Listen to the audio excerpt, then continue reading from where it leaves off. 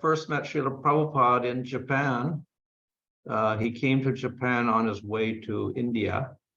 And he stopped there because he was printing some books, like the big Krishna book, original Krishna book was printed there. And a few other books are printed in Japan. So he stopped there on his way to India. And he had with him, I think, 6 sannyasis or so, like that. And so actually, I was not a devotee at that time. I was coming to the Japanese temple, which was maybe smaller than the size of your living room, half of the size of your living where you're staying here. It was a very small temple room. Maybe 6 people could fit inside the temple room. Let me translate to those. Thank you. Я впервые встретил Шрилу Прабхупаду в 1972 году, когда Шрила Прабхупада отправился в Индию из Америки, но сделал остановку в Японии для того, чтобы напечатать некоторые книги, договориться о печати некоторых книг в большом Кришна-бук, в частности. И с ним было примерно 6 или 7 саньяси. В то время я еще не был преданным, я просто приходил в местный храм, который был довольно небольшим, вот меньше, чем буквально та комната, в которой вы сейчас сидите. Yes, thank you. So I wasn't really a devotee then. I was chanting 16 rounds and whatever, but there were not many books out at that time also.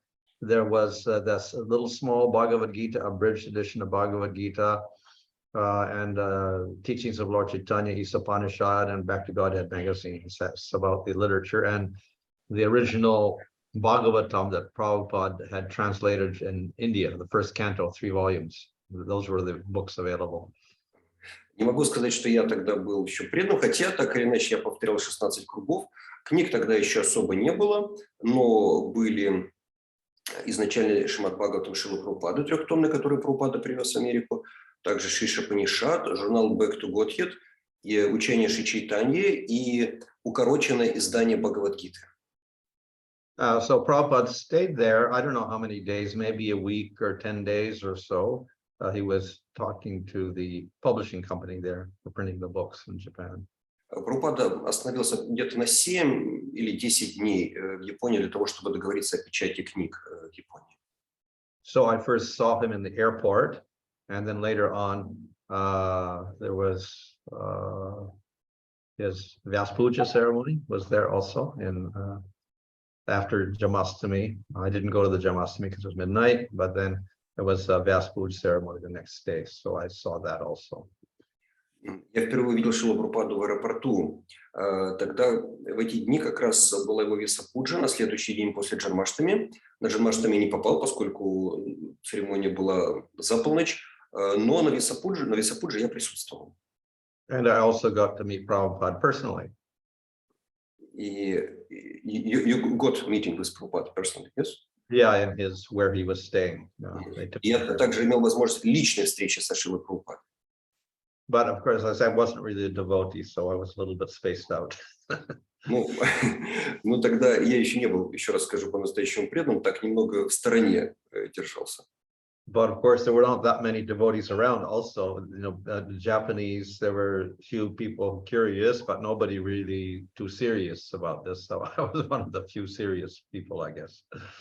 Ну, вообще в то время еще тогда в Японии не было сколько-либо серьезных преданных, так было несколько людей, которые интересовались. So there, and then at the during his stay there, then Prabhupada, then he also invited me to come to India with that group of devotees, because those devotees from Prabhupada were going from Tokyo to India, Calcutta at that time. So he invited me to come with them.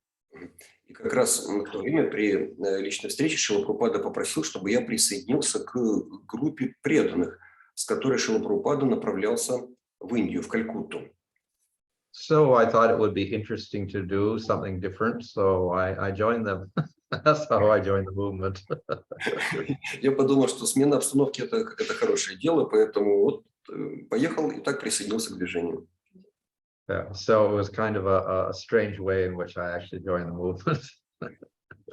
Так вот таким вот необычным образом все получилось. So Prabhupada in India, we were a group there, and then we traveled throughout India to different places, like Bombay and Delhi and other places. Вместе со Шрилой Прабхупадой мы такой группой путешествовали по разным местам Индии, Дели, Бомбей и другие места.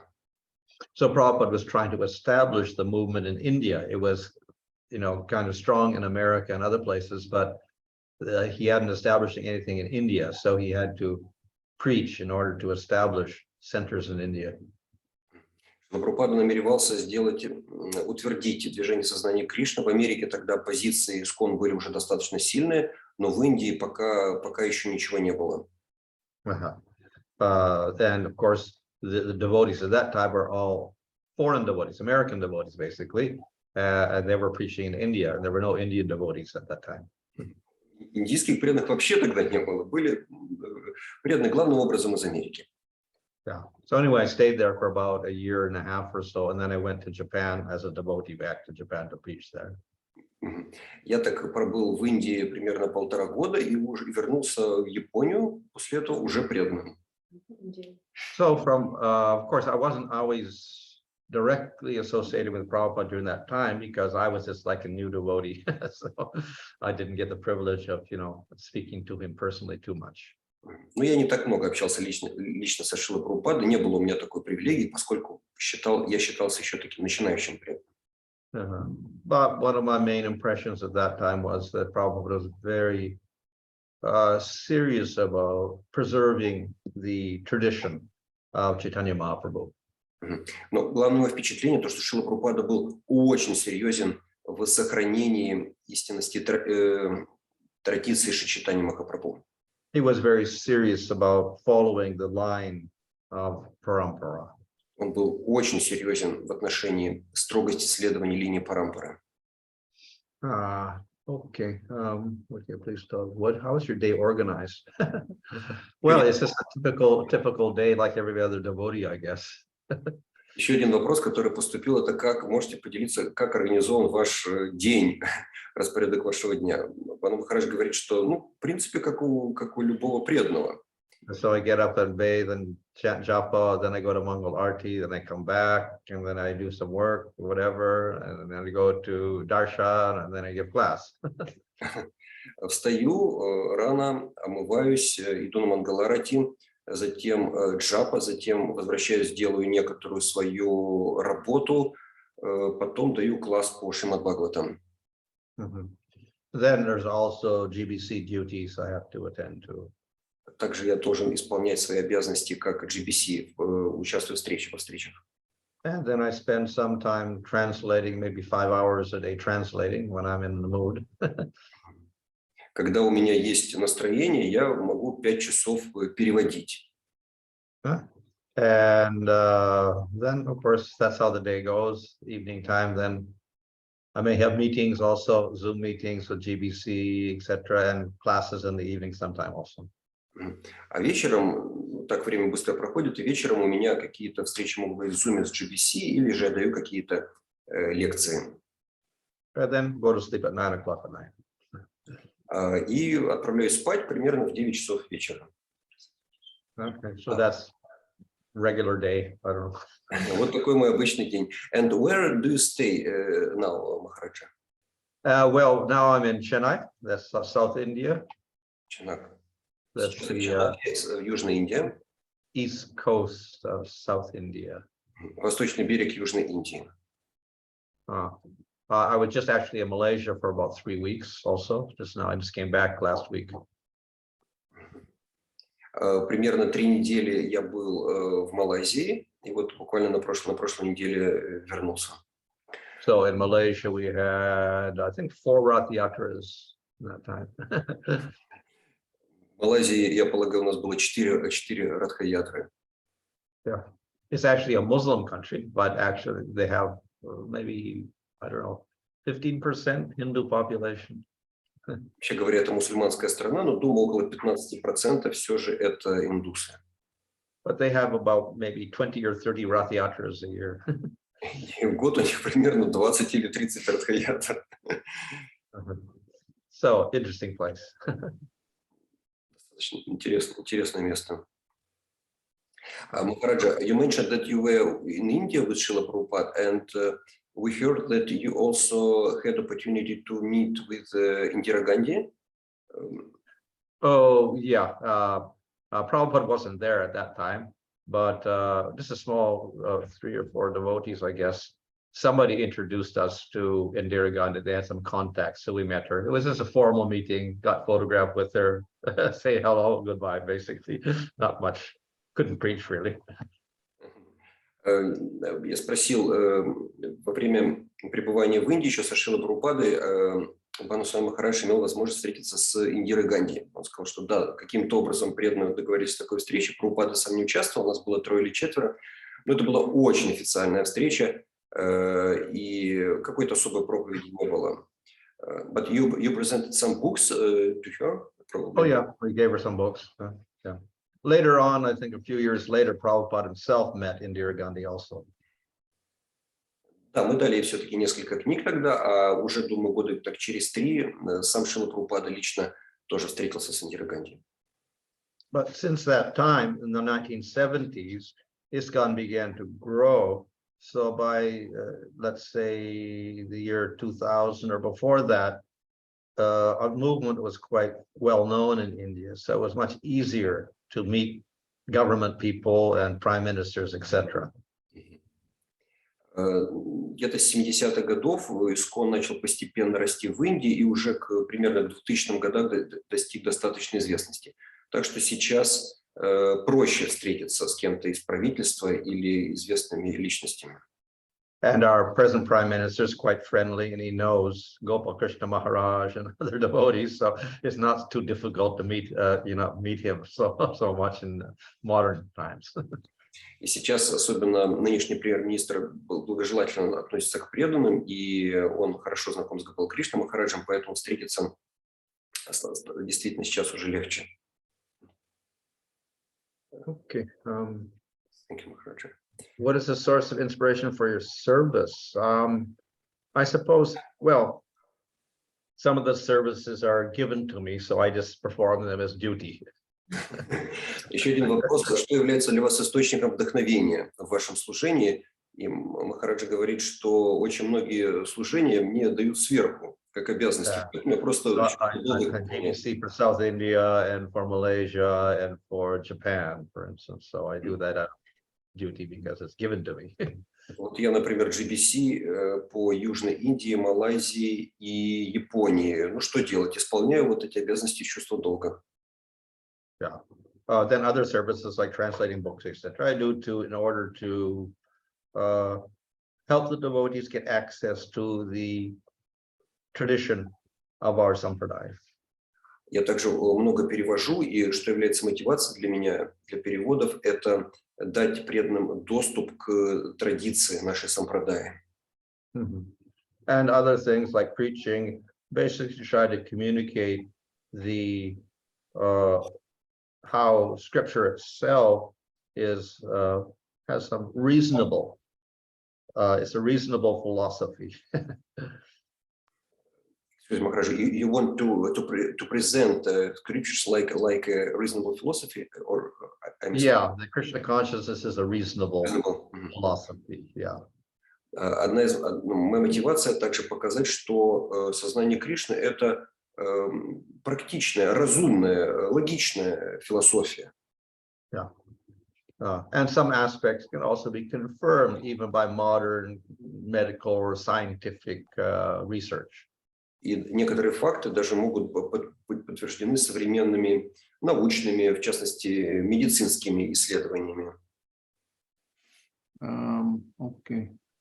Number 4 here. When the sages curse some person, do they undergo some karma consequences? Do common people suffer karma consequences if they sincerely believe they're doing right to others? What's the karmic reaction for those who accidentally hear someone cursing? Oh, it's all about curses. Well, I don't know the scriptural proof on or pramana on what happens to one who curses. Does he get karma or not? I really don't. I haven't seen any statement on that. Вопрос был такой уже более детальный по Писаниям. Если мудрецы проклинают кого-то, касаются ли их последствия и испытывают ли они кармические последствия вследствие этого? И Махараджа говорит, что конкретных свидетельств в Писаниях он не знает этого. But I think we can, in general, say that, some curses are good, like Narada Muni curses. So that's a good curse. Некоторые проклятия являются, так сказать, хорошими. Например, проклятие, так называемое, которое налагает Нарада Муни. Other curses by normal people, not devotees or not exalted devotees, but by normal people, they're very materialistic, and therefore they can be sattvic, rajasic, or tamasic in nature. Что касается обычных людей, которые кого-то проклинают, то они осквернены гунами материальной природы, могут находиться под влиянием саттвы, раджаса или тамаса. So consequently, they will have to also bear the effects of their words and constant and their curses. They will also have to bear some effect for that, some result. Так что так или иначе им придется понести последствия своих действий, своих проклятий, которые они. Yeah. So normally the devotee doesn't want to curse anybody, he wants to bless people. Но преданный никогда не желает проклинать кого-то, он желает, наоборот, благословить. So, in other words, if blessing is what the devotee does, then cursing is obviously not something the devotee wants to do.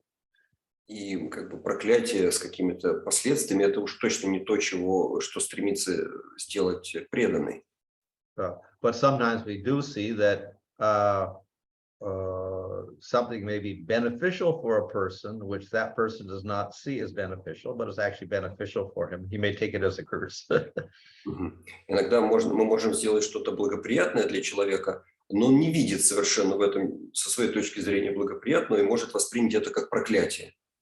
In general, however, the devotees leave everything up to Krishna. They don't want to interfere, so if Krishna wants to do anything, let Krishna do it. Devotees won't interfere with that.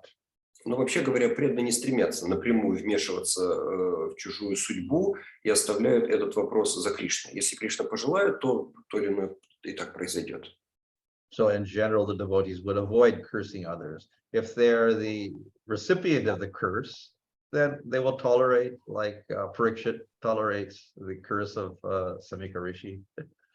Преданные, как правило,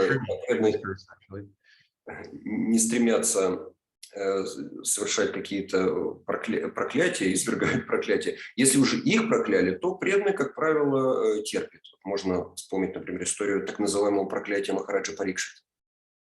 Yeah. So the devotee is very tolerant. То есть преданные по природе очень терпеливы. And whatever happens, he takes as the mercy of the Lord. И что бы ни произошло, уже воспринимают это как милость Господа.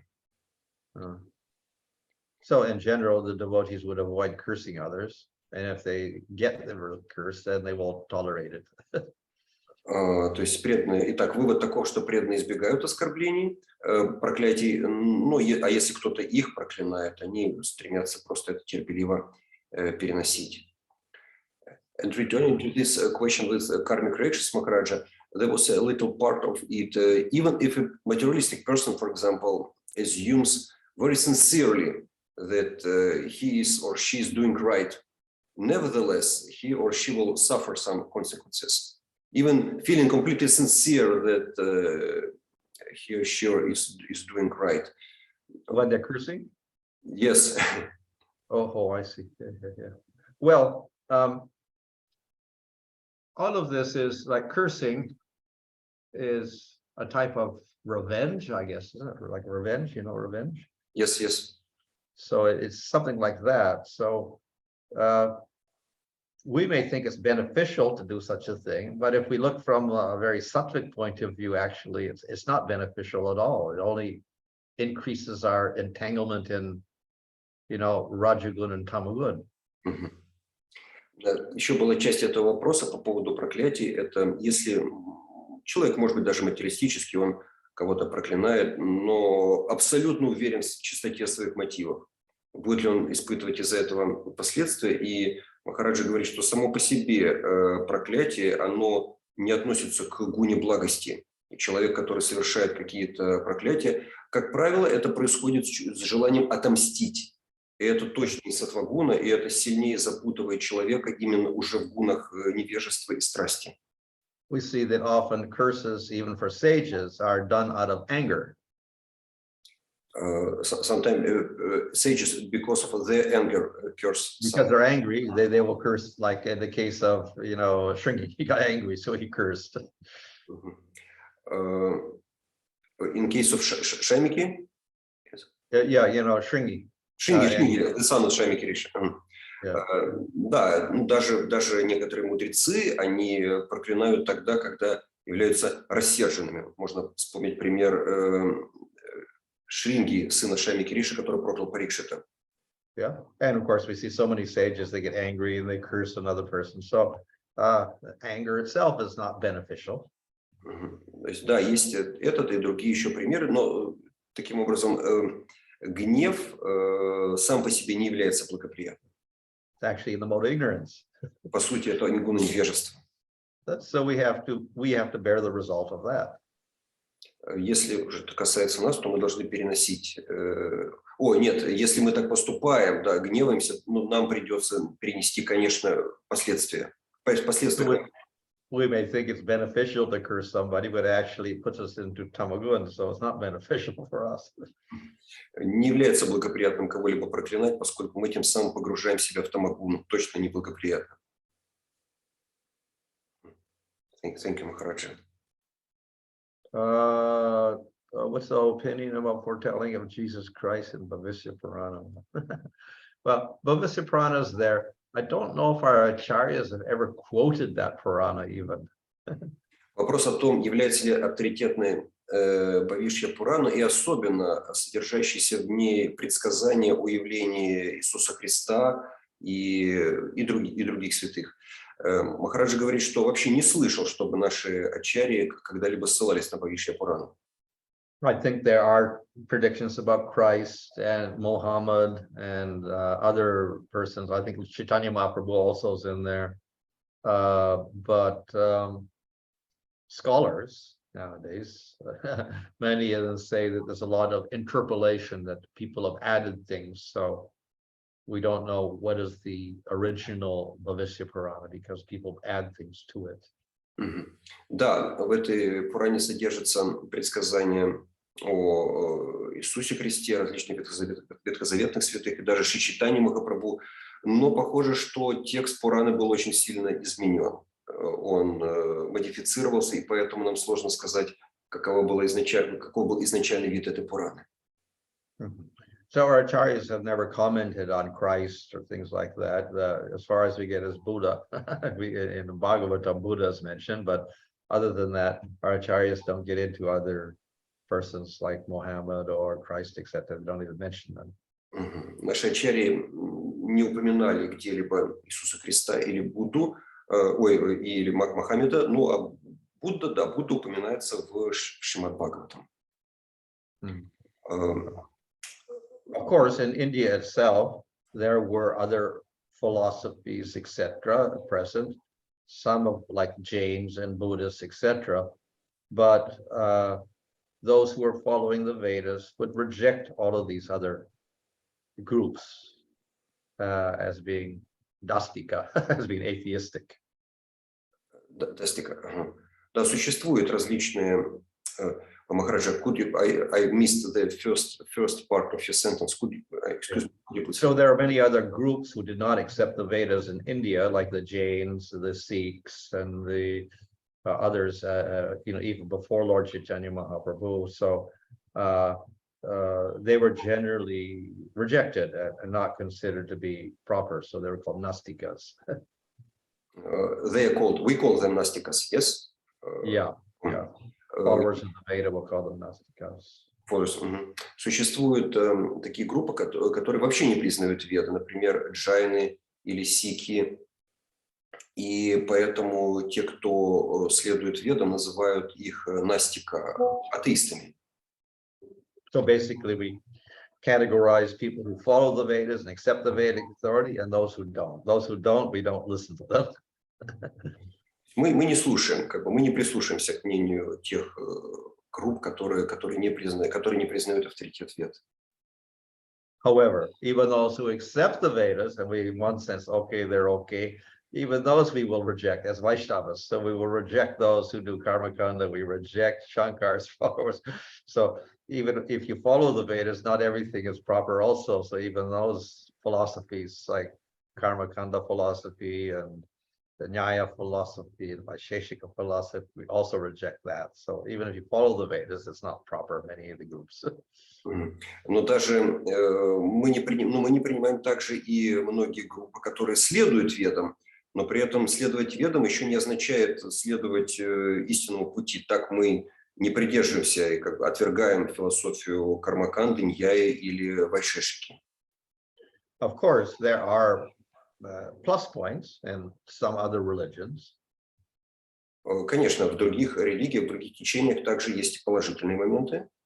But because they don't follow the Vedic literature, then they will also have a lot of minus points. Из-за того, что они не следуют авторитету ведической литературы, там есть также много и минусов. And particularly, we'll see that in relation to the concept of God and the concept of jiva. A lot of things are lacking in most religions. Так, например, во многих религиях начисто отсутствует понимание концепции Бога и дживы. So many religions don't really have a clear idea about the position of the jiva. Who are we?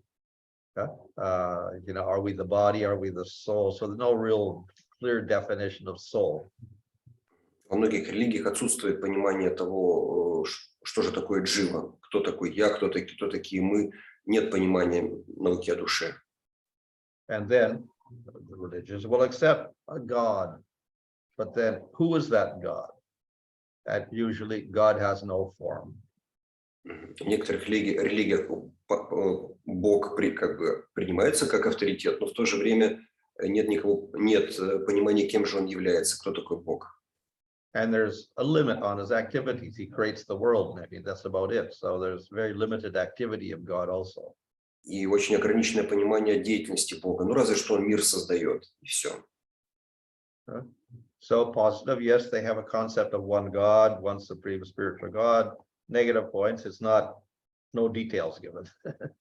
Положительный момент в различных религиях в том, что они принимают авторитет Бога, но минус состоит в том, что нет никакой информации, кем же Бог является на самом деле. Thank you, Maharaj. Returning to this question about authority of Puranas, just a moment. Rajagopal Prabhu, you wanted to ask some additional point? On Puranas? Yes.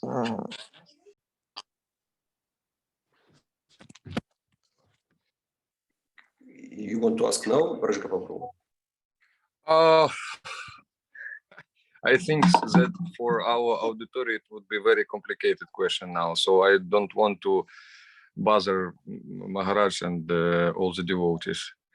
So maybe if we will get an opportunity to have a darshan with Maharaj to discuss more technical questions, because Maharaj, we want to make a list actually, which is authoritative now, especially from Puranas, from Upanishads, in that editions which we have at that moment nowadays. So maybe you will have time in future. We with Dvija Govinda Prabhu will discuss this more or less technical point, but very, very important. Okay. Thank you, Rajagopal Prabhu. Yes, thank you, Maharaja. We can proceed to another question. What energy do the Pandavas belong? Oh. Or maybe Arjuna is partial Narayana. Okay. Well. Вопрос еще один, который поступил. К какой энергии относятся пандавы, в частности Арджуна? Это внутренняя энергия Господа или пограничная?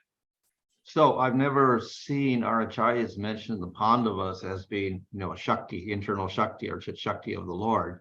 So I'm assuming that they're classed as jivas. Я нигде не встречал, чтобы наши ачарьи упоминали, что пандавы относятся к чит-шакти, внутренней энергии Господа, поэтому полагаю, что они являются дживами.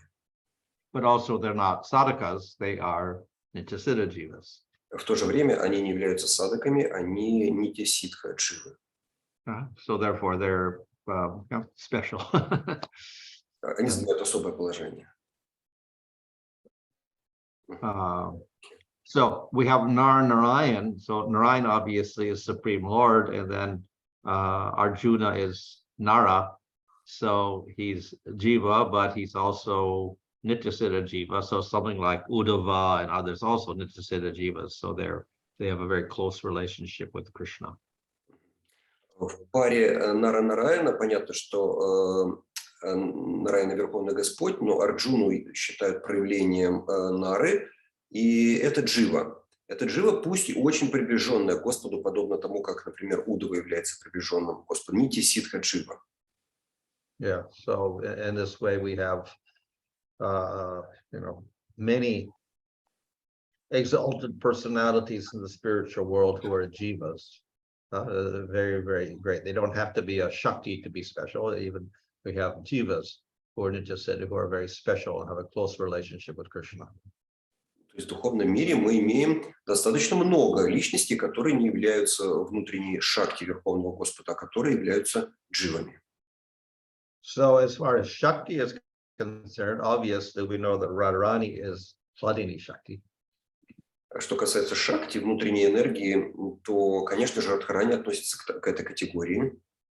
And there's also expansions of that. So we have like 16 Shaktis in Vaikuntha who are like expansions of Lakshmi Devi. So they're also Shakti.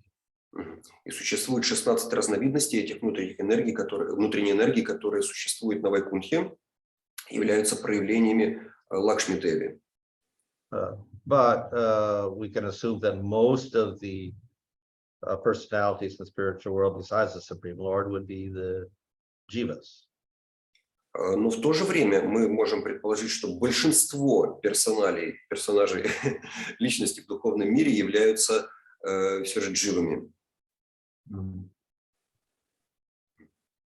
Thank you. Okay, 7. We get a list of gopis mentioned it, for instance, the commentary of Nectar of Devotion and other places also. And then we get the Astasaki. So that's just a little bit of a different type of list. There are two different types of lists. Вопрос, касающийся... Раджагопал Прабhu, может быть, вы его зададите, пока на русский переведете. Да, в общем... Передно я написал вопрос Махараджи, поскольку я встретил в комментариях Санатаны и Дживы Госвами, Вайшнава Тошани, список 8 аштасаки, в общем, главных гопи, и он очень сильно отличается от тех аштасаки, которые установлены в Майяпуре на алтаре. И вот я задал вопрос, как нам правильно понимать, кто же на самом деле аштасаки гопи. Спасибо, Раджагопал. Я с Махараджи. Yeah, so the Astasakis that we are depicted in Mayapur and also listed in other places like Dhyan Chandra and Gopal Guru Goswami's Archana Padatis, they mention these Astasakis. These are the Sakis of Radha. Radha has a group, and she's the head of the group, and then she has her Sakis or assistants.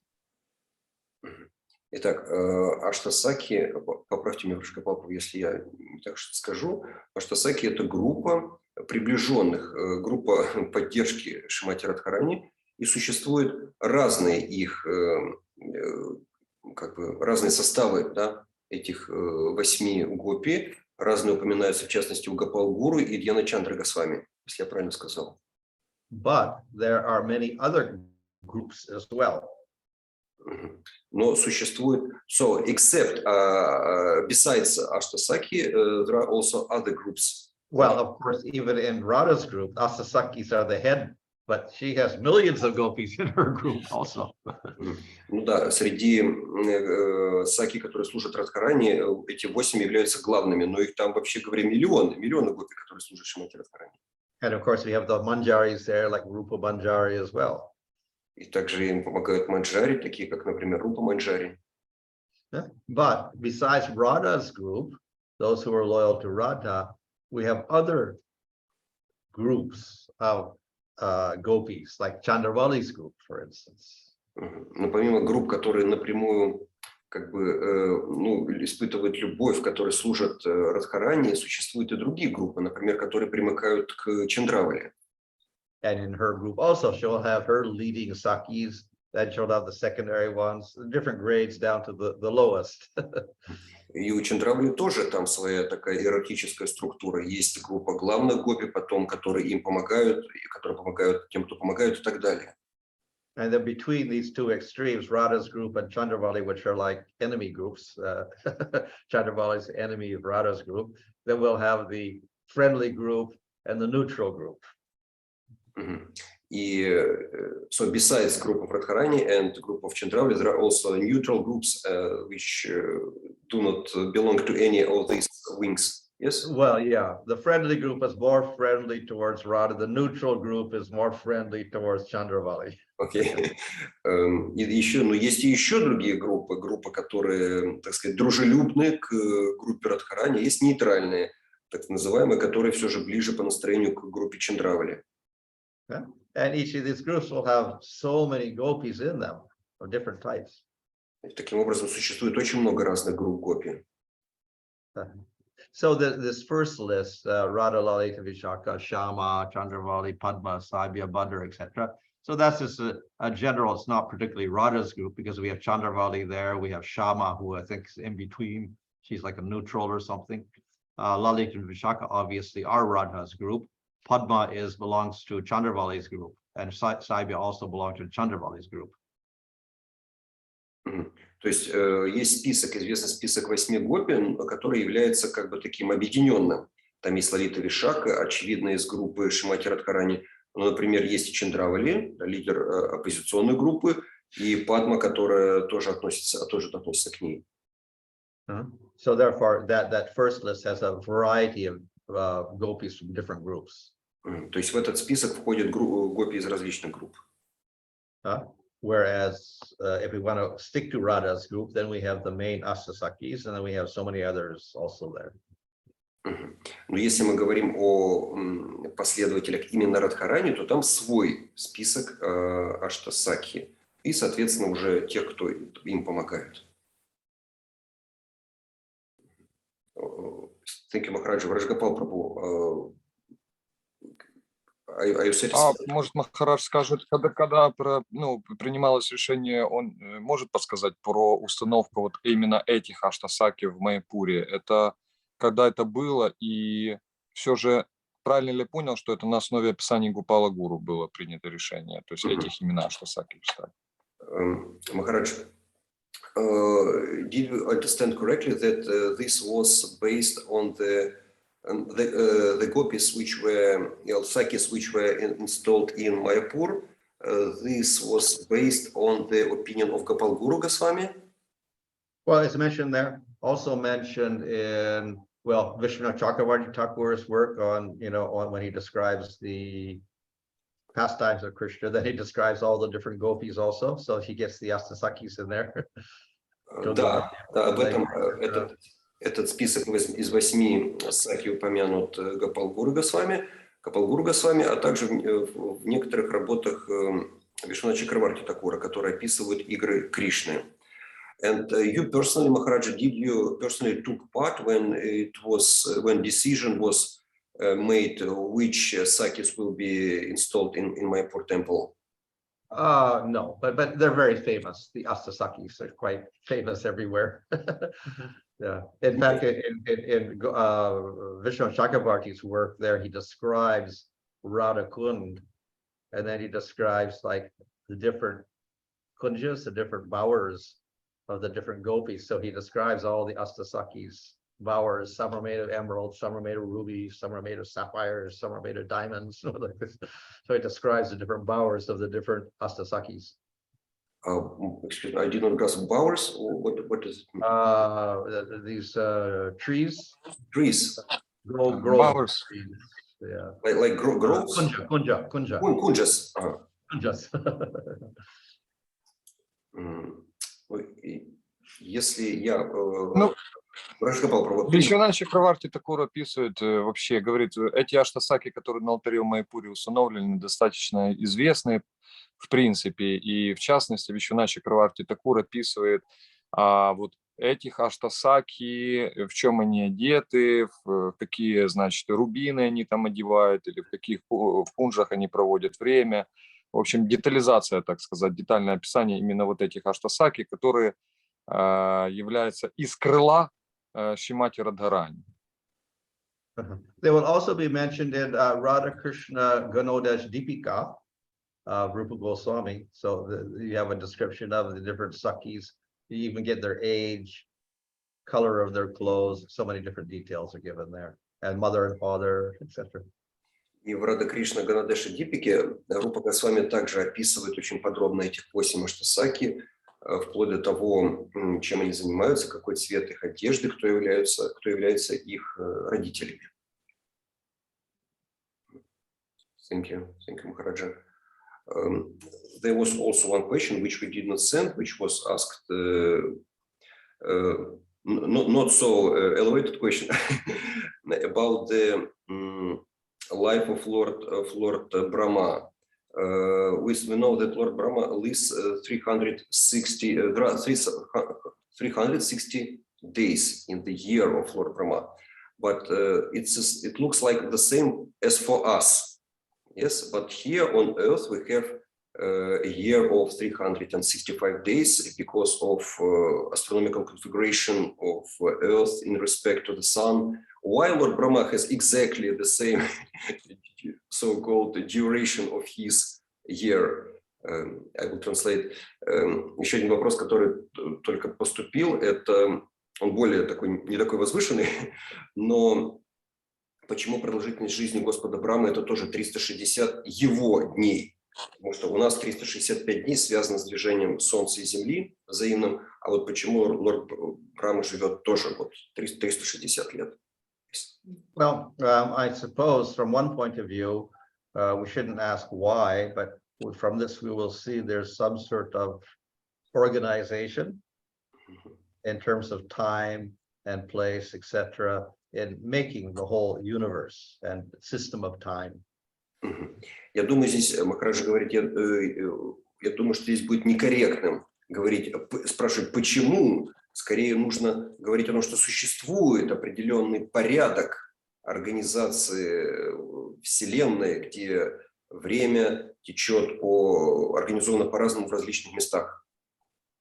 And we often see what we call the microcosm and the macrocosm, that within the small thing, you've got the pattern of what's in the big thing repeated. So therefore, the Earth and its years gets repeated on a larger scale with the whole lifetime of Brahma and then the years of Brahma, etc.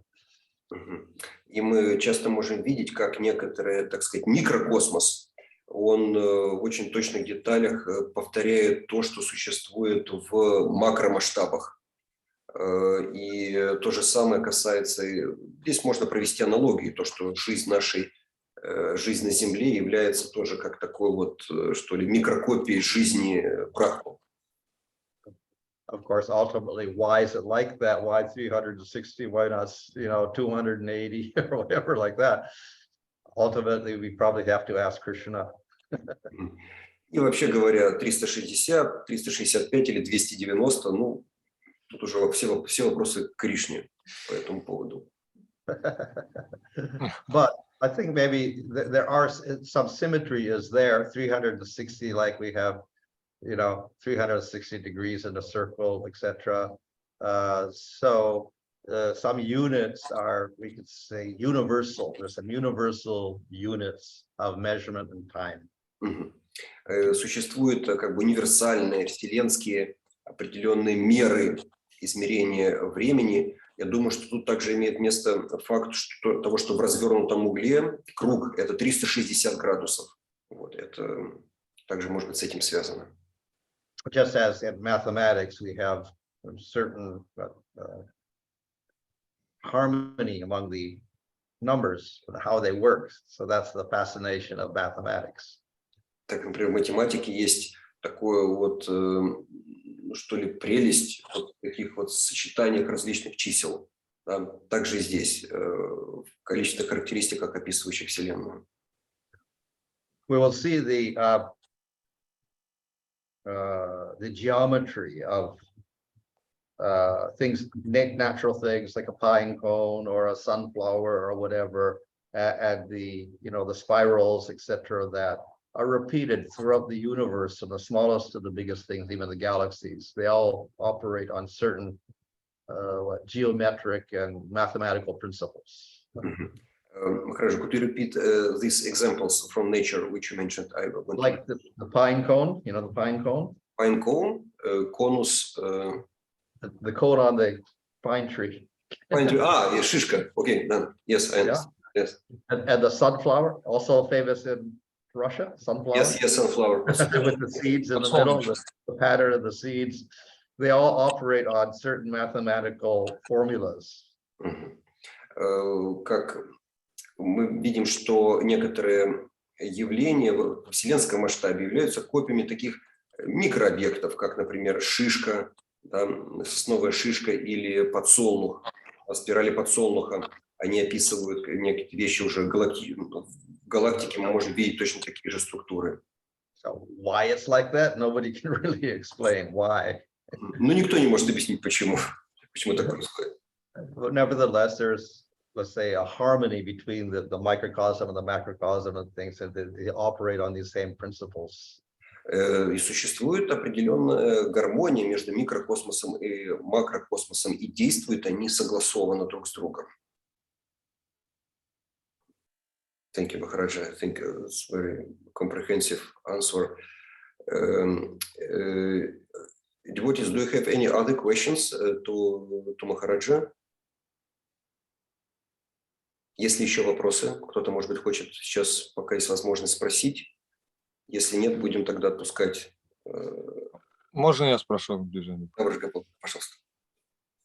Maharaj, first of all, I want to thank you very much for your beautiful, tremendous job with the translation of our acharyas. I was absolutely happy to hear that you wanted to make closer devotees to our tradition. And in my own experience, I want to say you thank you, because I think, at least as for me, I really feel that I became closer, because more than 10 years, I just every day study your beautiful translations, and for me it is a really, really great foundation in my spiritual life.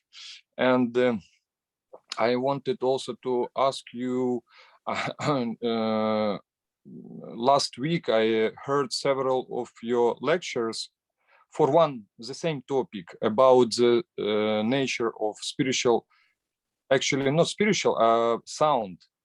So sound, you gave, you gave these lectures in different parts in India, also in Chaupati, made beautiful presentation. And I want to also, actually, I'm studying it and preparing also presentation for Russian-speaking people, especially not only for devotees, but for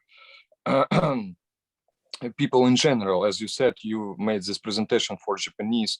So maybe if you kindly can share with Vijay Govinda Prabhu the sources, especially from the sciences works, who said about this 43% of elevation of this molecules, or how to say, during the kirtan and all this stuff, if you kindly can share, so we will be very, very happy. Oh, I see. Yeah. Well, actually, I got that off the internet, but anyway, I don't know where I got it from. But I got it. It was a statement, actually, some scientific statement or something, that I found out about the 43% increase in telomere length. So, yeah. You know that after hearing these beautiful lectures, my japa was very, very approved. Really. Improving your telomeres. Yeah. Because I realized why. Можете, пожалуйста, кратко перевести вопрос и ответ Махараджа? Ну, я прежде всего поблагодарил Махараджа за то, что он сделал этот чрезвычайно огромный труд по переводу наших ачарьев. И он обмолвился сегодня, что это его вклад в то, чтобы преданные становились ближе к традиции. И, ну, в общем-то, его такая, так сказать, цель сбылась. И я это как бы, ну, лично его просто выразил свою благодарность огромную. И я на последние дни, последних несколько недель слушал просто его лекции, которые он давал в разных частях Индии на тему звука. И на самом деле, кто знает английский язык, всем рекомендую. И он там приводил, он делал эту презентацию для японцев, вообще для непреданных, в принципе. То есть она очень занимательная, там синхронизация исследований, к которым приходят ученые по поводу того, как влияет звук. И один из там моментов был в том, что есть такие маленькие молекулы в нашем там организме, которые отвечают за здоровье. И если там прогулки, спорт, йога и все остальное увеличивает вот эти молекулы на 5-7%, то киртан, согласно исследователям, на 43%. Вот. И, ну, в общем-то, я попросил у Махараджа ссылки, ну, в общем, источниками, которыми он пользовался, и сказал, что после того, как я послушал эти лекции, то моя медитация на звук святого имени, так сказать, улучшилась. There is one doctor, Dr. Joe Dispenza. Dispenza. Yeah. So he is trying to prove scientifically how meditation can actually alter your body. So he actually has these huge meditation groups that he has, maybe, I don't know, 500, 1,000 people. And it goes on for maybe 5 days, but then he attaches these, measurements to their brains, etc., so he can see their brain waves and then measure their, health condition, etc., heartbeat, etc., like that. So he says that through meditation and the experience you get from it, you can actually change your cells. You can alter your cells. And he says we can prove it scientifically that this happens. So he says within like 3 days, the telomeres changed, the cells changed through meditation, Yeah. So he's trying to scientifically prove that in his experiments. And he has, people that do experience like miracle cures for their profound diseases that lasted for 10 years or whatever, and they're paralyzed or whatever by the meditation process. Then suddenly they have a mystic experience and they're cured. So the DNA and everything got completely altered within a few hours or a few minutes even. So it is possible, he says. So the body is quite, mystical in itself. He says it's beyond time and space. The body actually, and it's like quantum. The body is quantum. And when you get into the quantum area, everything is possible, but you have to want it. Then it becomes possible. Yeah. So you do that with meditation. Amazing. Thank you. Махарадж сказал, что есть группа, которую возглавляет известный ученый. Dispenza is his surname? Dispenza? Yeah, Joe Dispenza. He's written many books. Джо Диспенса, он уже написал много книг, и так, если вкратце, он проводит такие наборы в группы, где люди усиленно занимаются медитацией в течение 3-5 дней, 500 или 100 человек, и тщательно следят за с помощью приборов следят за их физическим состоянием. Так вот, тела меняются. На микроуровне меняются клетки, люди вылечиваются от болезней. И вот это реальные чудеса происходят. И вот этот доктор, ученый, он очень активно продвигает вот эту линию влияния медитации на состав тела. И тело – это body, you said body is like a quantum? Yeah. То есть телу можно как бы рассмотреть тело на квантовом уровне.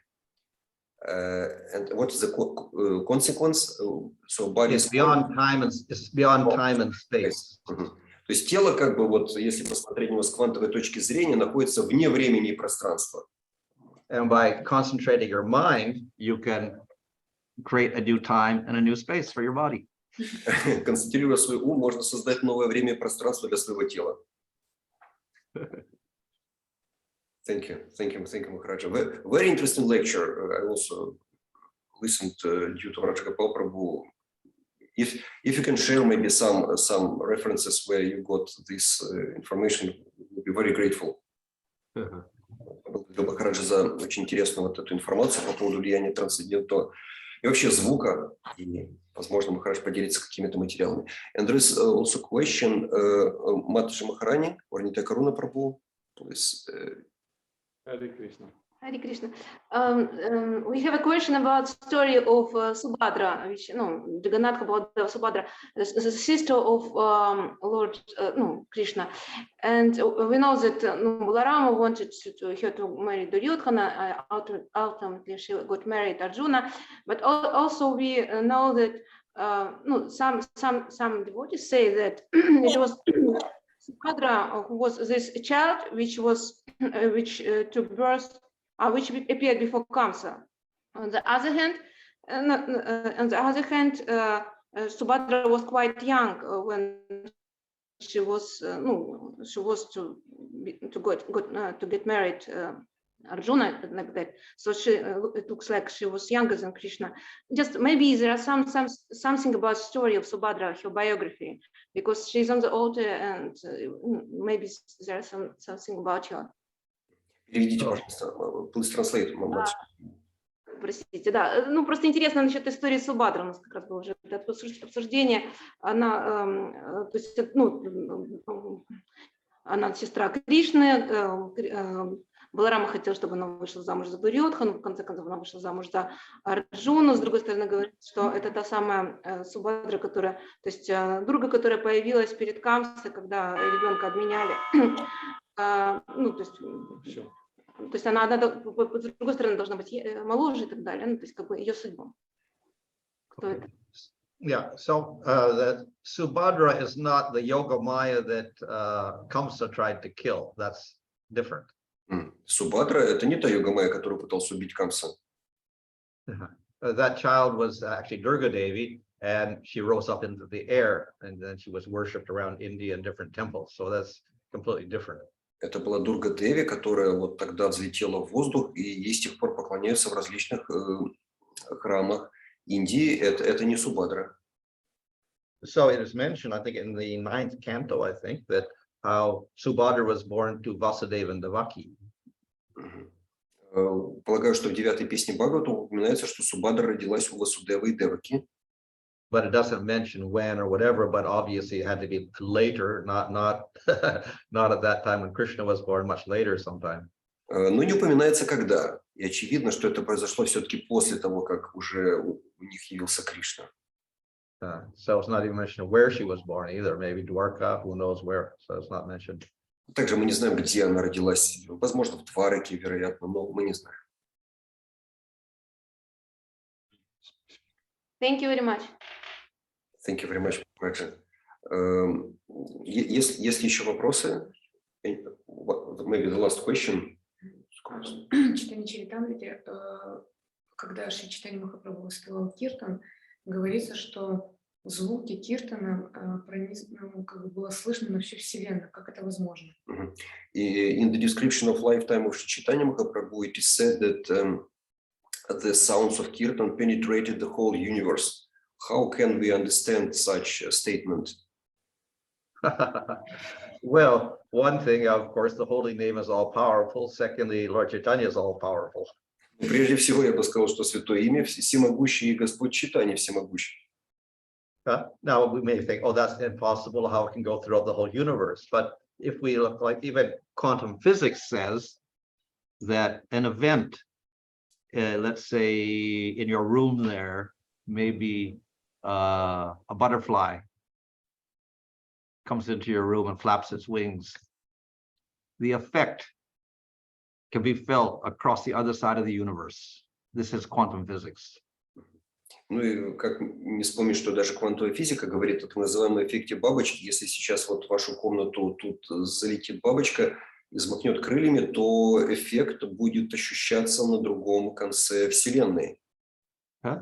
So it's logically impossible. How can a butterfly in Ukraine affect the other side of the universe?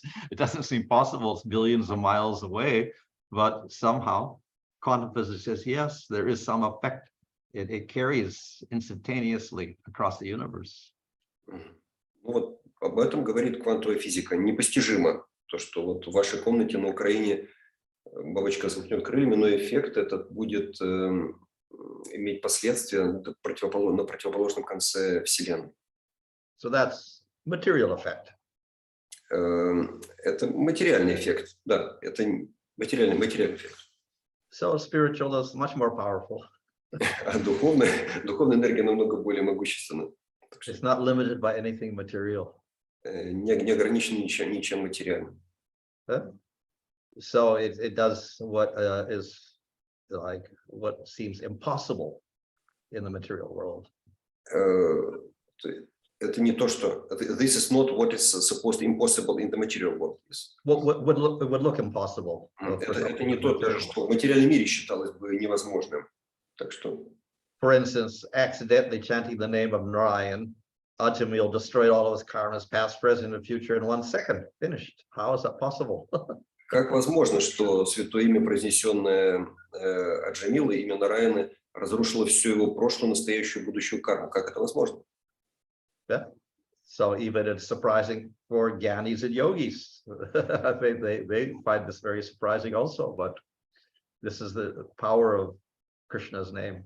Гьяни и йоги были изумлены этой историей, но такова сила, такого могущества имени Кришны. Махараджа, I also maybe the last question because it's becoming late in India now. We want, of course, ask your blessings for the work which we are doing. We are translating now Shrimad-bhagavatam into Ukrainian, and there is a group of about 35 people devotees who are working on this project. And sometimes I wanted to ask. Sometimes we see that in Sanskrit word-by-word translation, Srila Prabhupada does not make the exact translation for Sanskrit words, but in some maybe literature style, and sometimes even, so to say, deviating in good sense, deviating from the original sense of the word. So how can we better understand it for our benefit, for benefit of the readers? Well, that's not only there. Bhagavad-gita also like that. It's not always the word for word is not always literal, and the translation is not always literal also. So that is there. So we just have to accept that that's how it was. Of course, in the Bhagavatam, after the first canto, a lot of the word for word was not even Prabhupada. It was the devotees, the editors that put all this in. And there are a few mistakes there also. I've seen a few mistakes are also there. So, but anyway, we can't say that Prabhupada did all that word for word. He just mainly did the translation and the commentaries. But even the translation sometimes is not complete, and the editors had to fill that in also. So, you know, it's not completely everything Prabhupada did. It's other persons also. Вопрос был по поводу вот перевода того, что сейчас идет проект, перевода Бхагаватам на украинский язык, и в пословном переводе часто мы видим, что у Шрилы Прабхупады не прямое воспроизведение грамматически санскритских слов, а в определенной такой литературной обработке. И Махарадж, you said that we have to accept them as they are, some so-called deviations, yes, in the. Yeah. So this is of course a controversy among editors, controversy in BBT, and controversy on devotees. How we can't change anything, you know, it's got to be exactly like this. Don't change anything. But then we do have to change some obvious mistakes, or sometimes there, so we change those things, and you know, the editors will change. Other things they don't change. Other things are kind of in between. They may or may not change according to the editors. So, you know, it's controversial sometimes. But this was like a style of Srila Prabhupada, because he did it in that way. In the first canto, for example, when he personally did it. Yeah, probably he did it. Yeah, I don't know the reason why he did like that, but he did it. Okay. We need to accept. И что касается таких кажущихся нам иногда несоответствий, то Махарадж говорит, что мы должны их принять такими, как они есть. Мы не знаем точной мотивации, почему Шрила Прабхупада в ряде ситуаций так поступал. Но начиная со второй песни уже пословный перевод выполняли последователи, ученики Шрилы Прабхупады. Шрила Прабхупада чаще всего уже этим не занимался, он делал перевод стиха, комментарий, но даже в переводе редакторы видели, что есть какой-то пробел, и были вынуждены иногда даже самостоятельно по благословению вносить определенные коррективы. Вообще тема очень, источник больших противоречий, BBT и вне его, так или иначе, мы должны принять так, как это есть. Of course, in English, to change it is quite difficult because, if Prabhupada accepted the translation, can we change anything like that? Even if it looks like a mistake or whatever, can we change it? That controversy is there. But because it was, let's say, Prabhupada's original words. But if you're translating into another language, nothing is original anymore. It's all new words. So we have a little more liberty to correct all the mistakes, perhaps. Very nice. Махараджа также сказал, что да, не следует, мы не должны, как говорил Шрила Прабхупада, менять что-то в его книгах, в его изначальных книгах на английском. Но если все-таки там так или иначе вкралась какая-то явная ошибка, то уже при переводе на другой язык мы имеем определенную свободу действий, поскольку это уже не прямое редактирование того, что написал Шрила Прабхупада. Thank you. Okay.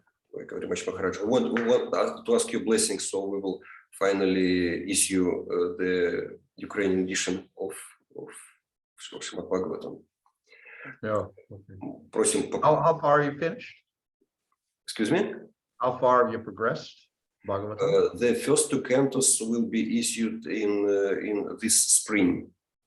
Oh, I see. Okay. First two issues, yes, and we will inform you on the progress. We want to thank you, Maharaja, very much for your time. It's late in India now, but you dedicated so much of your time. We are very, very grateful, and hope that sometime in future we'll also. And we are waiting for you in Ukraine, of course, when there will be all possibilities for it. We will be praying. Yeah. No festival this year, right? No, there will be festival, not as big, not festival, but we call it retreat, holy name. Okay. Holy name retreat. Where, on the very western side? Yes, on the very western side. Yes, we had one such retreat last November, and about 600 devotees. Oh, really? Visited, yes, for a short time. Okay. Thank you. Okay. Thank you so much, Maharaja. Hare Krishna. Very well. Krishna.